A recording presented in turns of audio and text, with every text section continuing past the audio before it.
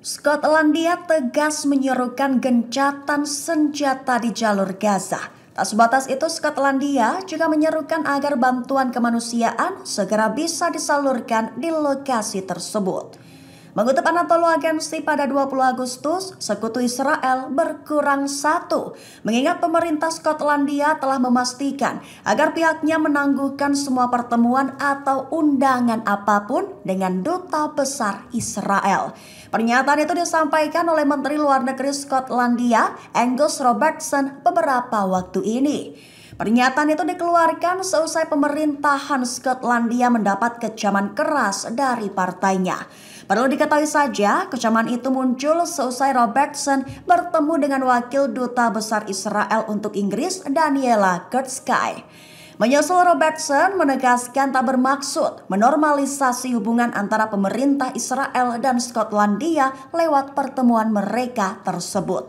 Ia menganggap pertemuannya dengan Gertzky sebagai kesempatan untuk mendorong gencatan senjata di jalur Gaza serta mewujudkan penyaluran bantuan kemanusiaan di sana. Iran diprediksi oleh para ahli militer akan segera mendeklarasikan diri menjadi negara berkekuatan nuklir. Dengan begitu muncul pertanyaan, apakah Amerika Serikat akan merasa cemas atau khawatir? Mengutip Fox News pada 20 Agustus, Wakil Presiden Studi Kebijakan Luar Negeri dan Pertahanan untuk The Heritage Foundation, James Caravano, buka suara. Ia mengaku bahwa berdasarkan situasi saat ini, dirinya akan melakukan hal yang sama jika menjadi warga Iran, di mana Iran bakal mendeklarasikan diri memiliki kekuatan nuklir pada akhir tahun ini di tengah ketidakpastian politik Amerika Serikat. Dengan begitu, Israel disebutnya akan terjebak. Menurutnya, jika Donald Trump memenangkan Pilpres Amerika Serikat dan resmi menjadi presiden, mustahil Amerika Serikat dan Israel akan mengebom Iran. Perlu diketahui saja, sepanjang tahun ini pemerintahan Joe Biden sudah berulang-ulang kali memperingatkan jika Iran hampir selesai membuat senjata nuklir mereka. Hamas berhasil melumpuhkan IDF di dalam tank Merkava yang meledak di lingkungan Sujaya. Keberhasilan itu diluapkan oleh Hamas dengan tangisan dan sujud syukur. Mengutip Palestine Chronicle pada 20 Agustus, rekaman itu dirilis pada Senin 19 Agustus kemarin. Terlihat dalam video, dua pejuang melaksanakan operasi gabungan di lingkungan Sujaya di sebelah timur kota Gaza. Setelah mendengar suara tank mendekat, keduanya pun melancarkan serangan terhadap dua tank Merkava Israel yang melintas tersebut.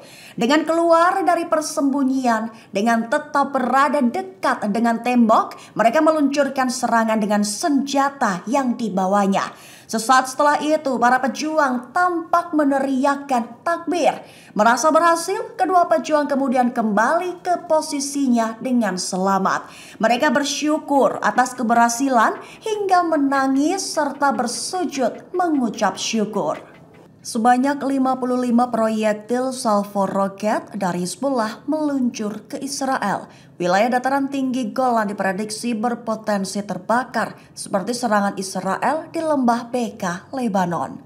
Mengutip Arab News pada 20 Agustus, serangan itu terjadi sejak Senin 19 Agustus waktu setempat. Serangan ke Golan itu dianeksasi sebagai tanggapan atas serangan Israel di lembah Beka, Lebanon di hari sebelumnya. Diklaim oleh Hizbullah bahwa serangan mereka intens di dua posisi tentara IDF, khususnya di depot senjata Israel. Sementara itu, militer Israel mengkonfirmasi bahwa sekira 55 proyektil diidentifikasi melintasi dari wilayah Lebanon. Israel mengklaim bahwa mereka mencegat beberapa roket dan sisanya jatuh di area terbuka. Namun serangan puluhan roket dari Hizbullah itu telah memicu kebakaran di wilayah sekitar Golan. Bentrokan sengit dari jarak dekat telah terjadi antara Hizbullah dan IDF di dekat hutan Aita Ashab, Lebanon. Akibat bentrokan jarak dekat itu memaksa pasukan Israel mundur dengan terdeteksinya korban jiwa di pihak musuh.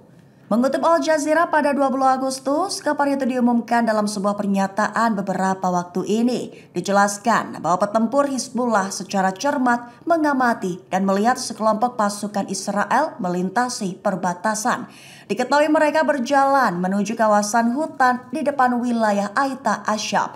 Sehingga Hizbullah segera menggagalkan serangan darat Israel dengan melakukan penyergapan yang unik. Setelah itu pasukan Israel dilaporkan terpaksa mundur karena menghadapi serangan roket dan mortir yang dahsyat. Bahkan dilaporkan juga menimbulkan korban jiwa yang serius di pihak Israel. Selain itu Hizbullah juga terlibat dalam bentrokan sengit jarak dekat dengan pasukan Zionis di lokasi yang sama. Dengan begitu bentrokan itu memaksa IDF mundur dengan menimbulkan korban jiwa di pihak mereka. Said Aldi Al-Idrus mendesak PBB mengirim pasukan keamanan ke jalur Gaza. Selain itu, ia selaku Ketua Umum Dunia Melayu Dunia Islam Indonesia juga mendesak negara-negara Arab untuk memboikot semua produk Zionis. Mengutip Tribun News pada 20 Agustus, hal itu dikatakan oleh Said Aldi Al-Idrus seusai memberikan bantuan sebanyak 500 juta rupiah kepada rakyat Gaza melalui perwakilan Hamas di Kuala Lumpur, Malaysia pada Senin 19 Agustus kemarin. Said Aldi Al-Idrus menyatakan bahwa situasi di Gaza kini sangat mengkhawatirkan, mengingat pasukan Israel masih mendapatkan perlawanan dari Hamas hingga saat ini, sehingga membuat mereka membabi buta membunuh warga. Sehingga Said Aldi Al-Idrus menyatakan bahwa kehadiran pasukan pengamanan PBB sangat penting untuk melindungi nyawa anak-anak dan wanita yang tak terhitung banyaknya di Gaza.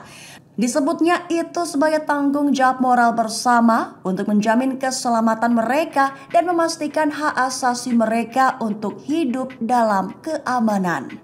Tentara IDF mengklaim telah menemukan 6 mayat sandera di terowongan di Khan Younis pada 19 Agustus kemarin. Namun IDF menyatakan bahwa pihaknya tidak mengetahui apa penyebab kematian dari ke-6 sandera tersebut. Mengutip The Times of Israel pada 20 Agustus, kabar itu diumumkan oleh IDF dalam pernyataannya pada Selasa 20 Agustus hari ini. Dijelaskan oleh IDF bahwa pihaknya memiliki informasi intelijen yang akurat, memungkinkan pasukan dari divisi ke-98 dan anggota Badan Keamanan Shin Bet mencapai terowongan di Khan Younis. Sehingga mereka berhasil menemukan mayat-mayat tersebut di tengah serangan baru di kota itu di jalur Gaza Selatan. Adapun identitas 6 mayat tersebut diidentifikasi sebagai Alex 75 tahun, Yagev 35 tahun, Keim Perry 79 tahun, Yoram 80 tahun, Nadav 51 tahun dan Avraham 78 tahun. Namun IDF menegaskan bahwa pihaknya belum mengetahui apa penyebab kematian dari ke-6 sandera tersebut, sehingga dengan ditemukannya ke-6 mayat, IDF mengatakan akan terus menyelidiki penyebab kematian mereka, termasuk kemungkinan para sandera dibunuh oleh tembakan Israel sendiri. Hamas kembali berduka, sebanyak 7 sahabat dari Ismail Haniyeh tewas dibom IDF di Camp Al-Shati di jalur Gaza. Selain itu ada 2 korban tewas lainnya, keduanya adalah warga sipil. Mengutip Al-Quds pada 20 Agustus atas insiden tersebut, Hamas buka suara dalam pernyataannya pada Selasa 20 Agustus hari ini. Aksi pembunuhan itu disebut Hamas adalah sebuah kejahatan. Kejahatan yang menunjukkan sejauh mana kebencian yang ditanggung Israel terhadap siapapun yang memiliki hubungan dekat ataupun jauh dengan Haniyeh. Sebelum itu Abdel Salam yang merupakan putra dari Haniyeh juga buka suara pada Senin 19 Agustus kemarin. Ia adalah sosok yang memberi kabar soal 7 sahabat ayahnya tewas. Dalam pernyataan Abdel Salam, ke-7 sahabat Haniyeh tewas beberapa waktu lalu dalam pemboman IDF di Camp Al-Shati. Adapun ke-7 korban tewas adalah Mazen, Khalil Matar, Abu Huzam, Akram Al-Hasi, Misbah, Tamer Al-Absi dan putrinya, dan Muhammad Abu Oudah.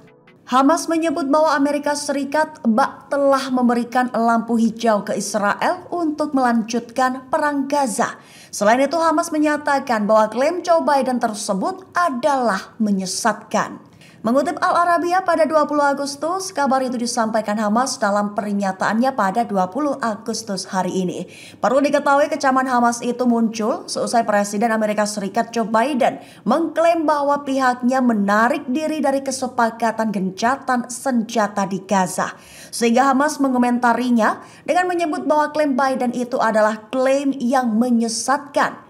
Disebutnya, klaim Biden itu tidak mencerminkan posisi sebenarnya dari Hamas yang ingin mencapai kesepakatan gencatan senjata.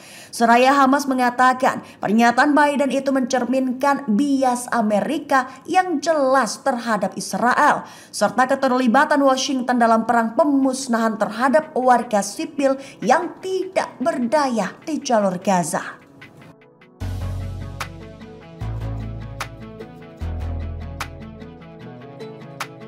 Download Tribun X sekarang, menghadirkan lokal menjadi Indonesia.